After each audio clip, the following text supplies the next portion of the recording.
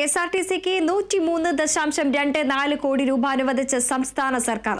ജീവനക്കാർക്ക് പെൻഷൻ വിതരണത്തിനായി 73.24 കോടി രൂപ അനുവദിച്ചതായും ധനമന്ത്രി KN ബാലഗോപാൽ അറിയിച്ചു. കൂടാതെ മറ്റാവശ്യങ്ങൾക്കായി 30 കോടി രൂപയും അനുവദിച്ചിട്ടുണ്ട്. കഴിഞ്ഞ സാമ്പത്തിക വർഷമാകെ 1612 കോടി രൂപയാണ് സർക്കാർ നൽകിയത്.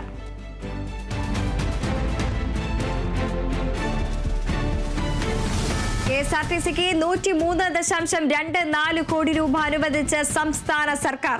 ജീവനക്കാർക്ക് പെൻഷൻ വിതരണത്തിനായി 73.24 കോടി രൂപ അനുവദിച്ചതായി ധനമന്ത്രി KN ബാലഗോപാൽ അറിയിച്ചു. കൂടാതെ മറ്റാവശ്യങ്ങൾക്കായി 30 കോടി രൂപയും അനുവദിച്ചിട്ടുണ്ട്. കഴിഞ്ഞ സാമ്പത്തിക വർഷമാകെ 1612 കോടി രൂപയാണ് സർക്കാർ നൽകിയത്.